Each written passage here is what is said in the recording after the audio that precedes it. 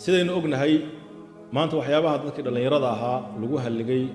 dhibaatada weyn ku haya ee diinta Ilaahay subhanahu wa ta'ala ay kaga fogaadeen waxa kamid ah muusiga iyo heesaha aan wanaagsanayn xumaanta iyo faaxishada iyo waxyaabaha aan wanaagsanayn xambaarsan ama ka yimaadeen yani dibadda ka yimaadeen oo dad kaleeto iyo gaalo imeeldan ka yimaadeen ama kuwo local ah oo dad muslimiin sheeganaya oo Soomaali ah oo aynkaas oo kaleeto ay sameeyeen han noqdeen muusigu wuxuu kamid yahay waxyaabaha ugu waaweyn oo qofka qalbigiisa mugdiga ka dhiga nuurkana ka fogeeya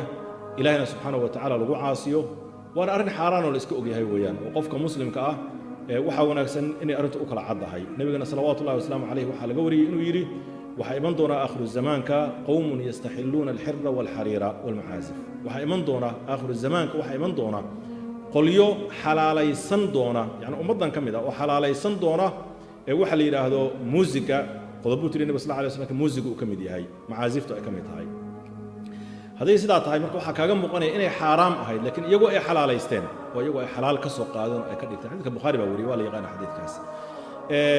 muusigu marka wuxuu kamid yahay waa min mazaamiri shaytaan soo culimadu ay ku tilmaamaan wuxuuna kamid yahay waxyaaba qalbiga mugdiga ka dhiga wuxuu kamid yahay waxyaaba nifaaqa siyaadiya wuxuu kamid yahay waxyaaba qofka naarta ku hogaamiya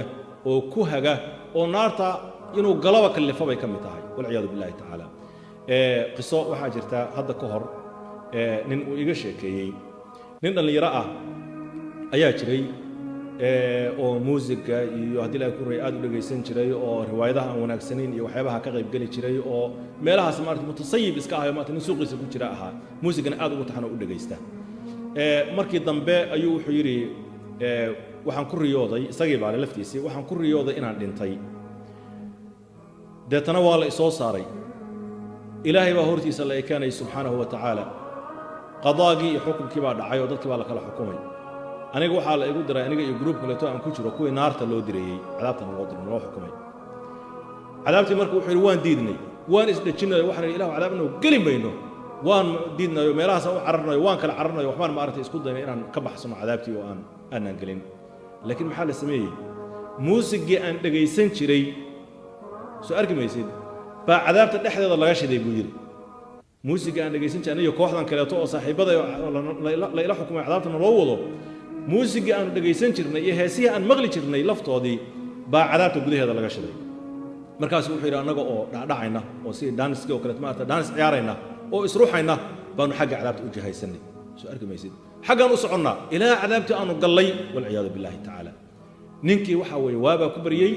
wuxuuna arkay meesha uu ku socday wadada uu ku socdo inay tahay wada halis ah oo khatar ah oo ilaahay subhanahu wa ta'ala jidkii raallida uu ka ahaa aan ahayn ilaahay buu u toobkanay subhanahu wa ta'ala u noqday waxa marka meeshaas kaaga muuqanaya qofka muslimka ah inay ku haboon tahay inuu ku cibra qaato oo kuwaana qaato dhagihiisa u furo wanaaga iyo wanaaga loo sheegayo iyo xataa riyooyinka uu arkayo iyo qalbigiisu waxa uu sheegayo oo wanaag ah maxaa yeelay qof kasta oo muslim ah waa og yahay xumaanta ay leedahay muusiga waliba gaar ahaan markaan ka hadlayno waxaan maanta reer galbeedku ay saa dadka ugu soo daayeen oo meel kasta ku jiro internetka iyo meel walba ku jiro telefoonada dadka ugu jira oo la iska dhageysanayo oo aynkaas oo kaleeta xumaanta uu xambaarsan qof kasta oo muslim oo og yahay hadii qalbigiisa uu wax ku xukumo oo wax ku fiiriyo weeyaan maxay nabiga sallallahu alayhi wasallam markii ninkii saxaabiga u yimid waa tuu ku yiri istafti nafsaka naftaada weydii